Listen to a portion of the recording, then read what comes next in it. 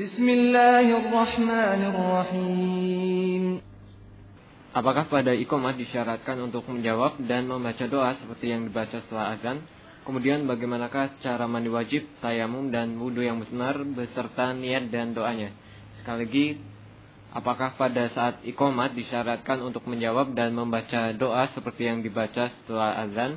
Kemudian bagaimanakah cara mandi wajib, tayamum dan wudu yang benar beserta niat dan doanya? Kepada Ustaz Saifuddin kami persilahkan.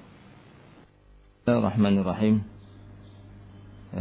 Disebutkan dalam fatwa Lajnah Daimah, di sana dikatakan as-sunnah anna al-mustami' lil iqamah yaqul kama yaqulul muqim.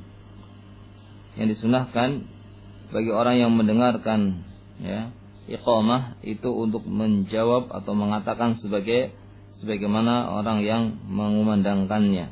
Ini orang yang mendengarkan iqamah dikumandangkan, dia mengatakan sebagaimana orang yang mengumandangkan iqamahnya. Nah, li'annaha adhan tsani fatujab kama yujabul adhan. Karena itu adalah adhan kedua yang harus dijawab sebagaimana dijawabnya adhan.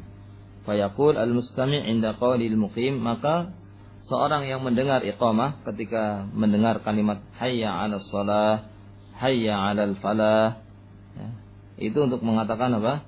Mengatakan la haula wala quwwata illa billah. Nah, ketika orang yang muqim, orang yang mengucapkan iqamah mengatakan qad qamatis shalah, maka dia mengatakan sebagaimana yang diucapkan oleh muadzin, yaitu mengatakan qad qamatis shalah. Ketika mengucapkan Allahu akbar, dia mengatakan Allahu akbar, Allahu akbar. Ketika mengucapkan asyhadu an la ilaha illallah, asyhadu anna muhammadan rasulullah, hayya 'alas shalah, hayya 'alal falah. Nah, ketika hayya 'alas shalah dan hayya 'alal falah, dia mengatakan la haula wala quwwata illa billah. Adapun ketika mengatakan qad qamatis shalah, maka dia mengatakan qad qamatis shalah sebagaimana yang diucapkan oleh orang yang iqamah tadi. Dan tidak benar kalau dikatakan dengan mengatakan aqamahallah wa adamaha. Karena hadis yang menunjukkan tentang jawaban itu mengatakan ketika orang iqamah mengatakan qad qamatis shalah, itu mengatakan aqamahallah wa adamaha, ini adalah hadis yang lemah.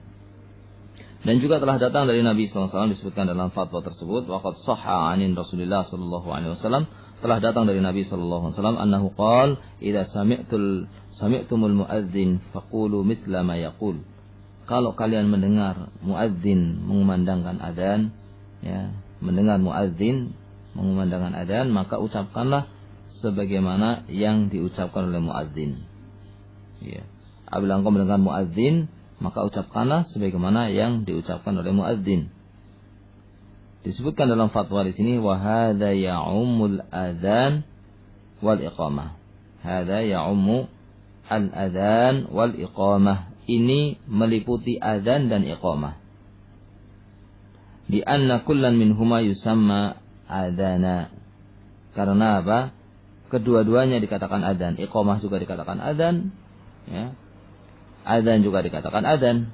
Nah, maka ketika mendengar adzan atau mendengar iqamah, disyariatkan dengan doa yang sama, yaitu didahului dengan selawat kepada Nabi, Allahumma salli ala Muhammad. Setelah muadzin mengatakan la ilaha illallah, baik itu mengucapkan adzan ataupun iqamah, setelah la ilaha illallah itu berselawat kepada Nabi sallallahu alaihi wasallam. Kemudian setelah itu membaca doa Allahumma rabba hadhihi da'wati tamah was salati al-qa'imah dan seterusnya. Nah, sebagaimana disebutkan dalam hadis yang sahih. Nah, sebagaimana diucapkan ketika mendengar adzan. Jadi sama, mengucapkan selawat dan kemudian membaca doa setelah adzan disyariatkan, karena iqamah itu sama dengan adzan. Iqamah juga diberi nama adzan. Nabi SAW mengatakan dalam hadisnya, baina adzanain atau likulli baina adzanain as-shalah. Pada setiap antara adzan dan adzan itu ada salat. Setiap di antara adzan dan adzan, artinya di antara adzan dan iqamah itu disyariatkan untuk salat. Ini setiap orang menunggu setelah adzan, menunggu ditegakkannya salat ya, sebelum ditegakkannya salat disunahkan untuk salat sunnah. Dan Nabi mengatakan di situ dengan kalimat di antara dua adzan, dan pada setiap di antara dua adzan itu ada salat. Nah, ini menunjukkan bahwasanya iqamah itu diberi nama juga adzan, sehingga disyariatkan untuk berdoa setelah iqamah sebagaimana berdoa setelah adzan.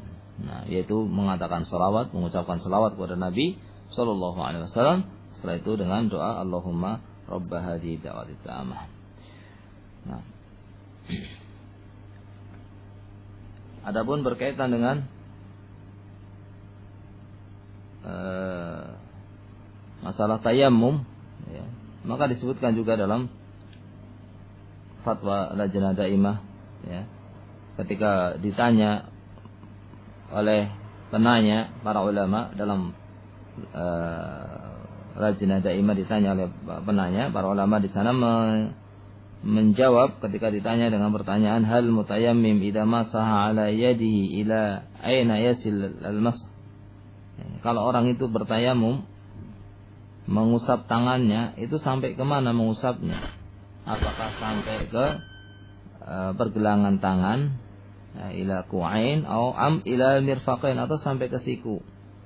Nah, maka dijawab di sini yamsah kaffaihi, dia mengusap telapak tangannya. Nah, kulla wahidatin bil ukhra, satunya mengusap satunya, satunya mengusap satunya. Min atrafil asabi' ilal mafsal kaf minad dhira', yaitu dari mulai ujung jari telapak tangan sampai ke pergelangan tangan ya, sampai ke pergelangan tangan. Nah, dan tidak sampai ke siku, tidak sampai ke siku. Nah, wal afdal, dikatakan sini wal afdal fit tayammum an yadribal ardha darbatan wahidah bi yadayhi, dan yang afdal adalah agar orang yang bertayamum itu untuk menempelkan tangannya, telapak tangannya dengan sekali tempelan, ditempelkan sekali ke bumi ya, kemudian setelah itu atau ke tanah, kemudian setelah itu mengusap dengan kedua telapak tangannya tadi ke wajahnya, dan setelah itu diusapkan ke telapak tangannya. Setelah diusapkan ke wajahnya ya, setelah menempelkan tangannya ya, di bumi, kemudian setelah itu diusapkan ke wajahnya, kedua telapak tangannya, dan setelah itu untuk mengusap telapak tangannya. Telapak tangan yang satu mengusap telapak tangan yang satu, yang satunya kepada yang satunya sampai ke pergelangan tangannya. Nah, hal ini sebagaimana yang disebutkan dalam hadis Bukhari Muslim, Nabi sallallahu alaihi wasallam bersabda, "Innama kana yakfika an tadriba bi yadayka al-ardha darbatan wahidah."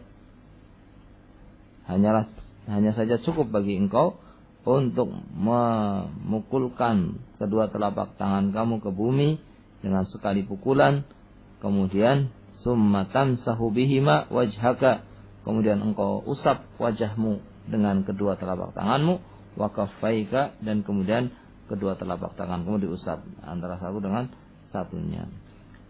Ini yang disebutkan dalam fatwa Lajnah Daimah berdasarkan hadis Nabi sallallahu alaihi wasallam tentang tata cara tayamum. Nah, adapun berkaitan dengan masalah wudu ya, maka begitu pula mandi ya. Nah, maka tidak ada disyariatkan untuk melafadzkan niyah, tidak disyariatkan untuk melafadzkan niyah. Hanya saja disyariatkan sebelum mulai wudu untuk membaca bismillah. Adapun niat itu cukup di dalam hati. Niatnya cukup di dalam hati. Kemudian setelah itu mengucapkan bismillah. Sebagaimana diterangkan oleh para ulama juga dalam Lajnah Daimah, yusra' fil wudu qablahu al-basmalah. Disyariatkan sebelum wudu untuk membaca bismillah. Wa takfin niyyah fil qalb wa la yajuzu at-talaffuz biha. Dan cukuplah niat itu di hati dan tidak perlu dilafadzkan. Li anna dzaka minal bid'ah.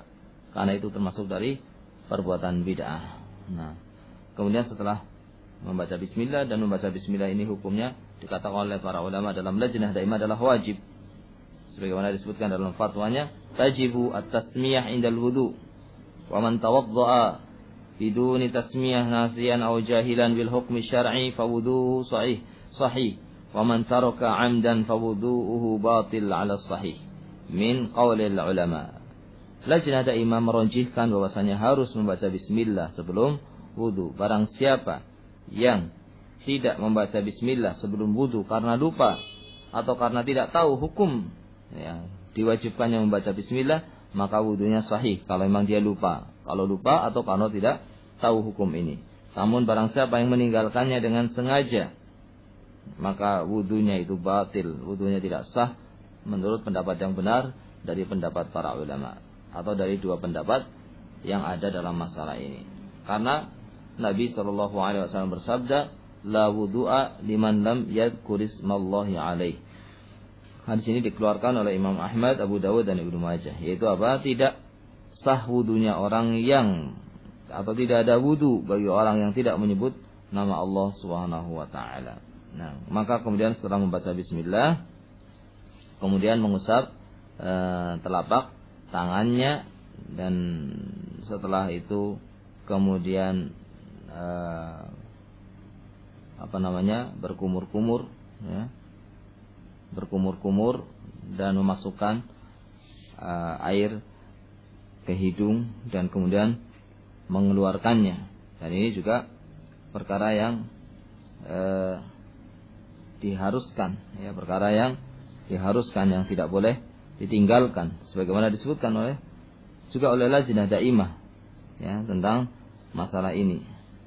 Dikatakan oleh para ulama di lajnah daimah, al-istinsyaqu wajibun fil wudu.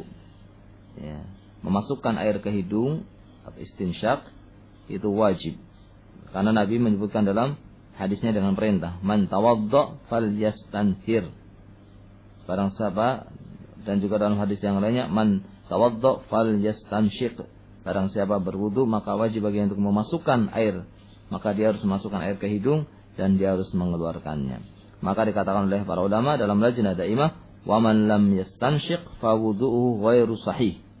Barang siapa yang tidak memasukkan air ke hidung ketika wudunya dan tidak mengeluarkannya, tidak melakukan istinsyaq dan istinsyar, tidak masukkan air ke hidung dan mengeluarkannya, maka wudunya tidak sah.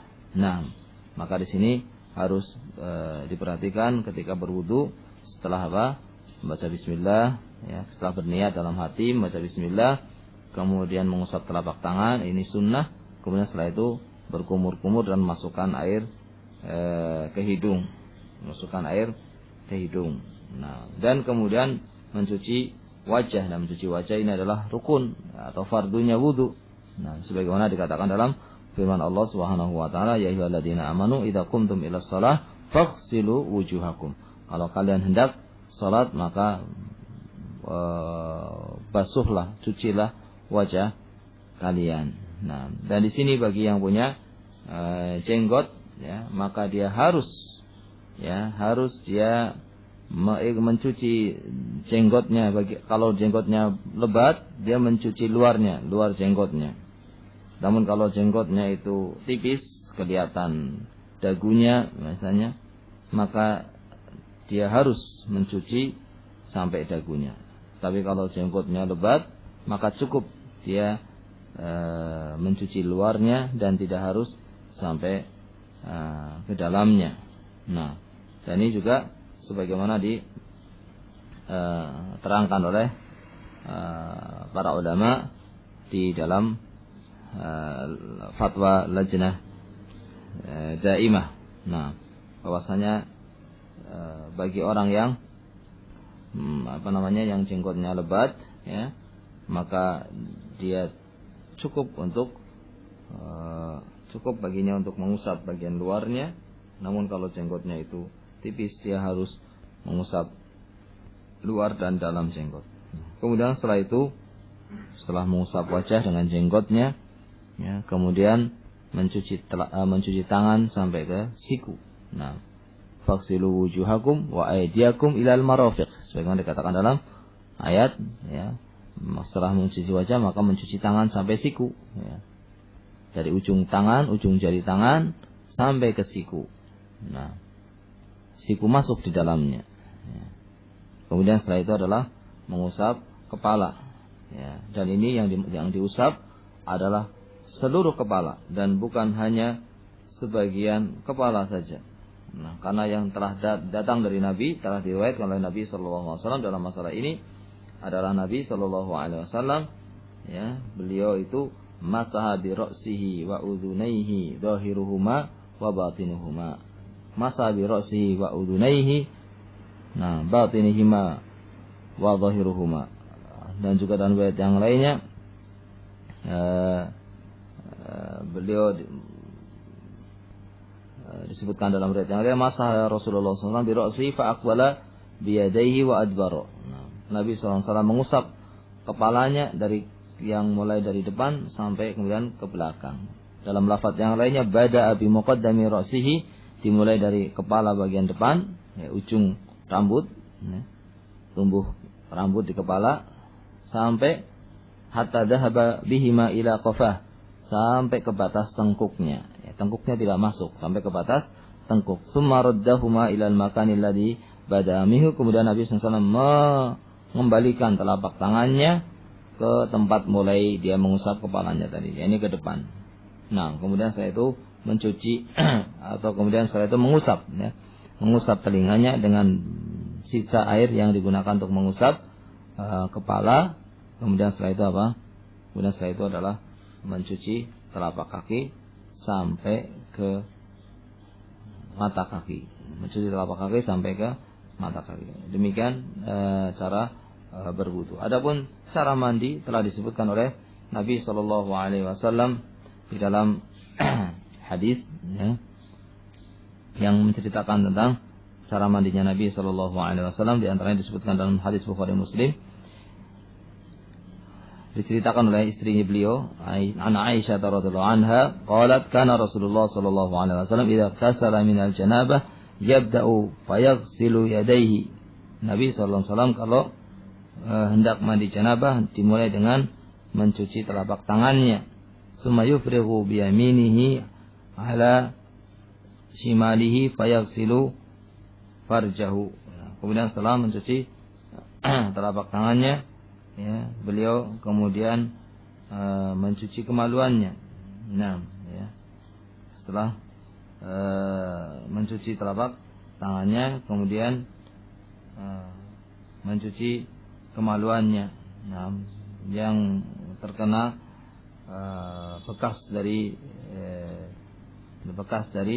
jima. Nah, dan tangan kanannya tidak memegang kemaluannya,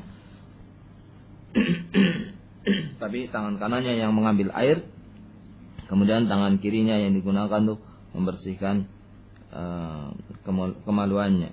Jadi didahulukan membersihkan kemaluan sebelum membersihkan badannya. Didahulukan membersihkan kemaluan sebelum membersihkan badannya. Summa yatawadda. Kemudian disebutkan dalam hadis itu, kemudian Nabi berwudu.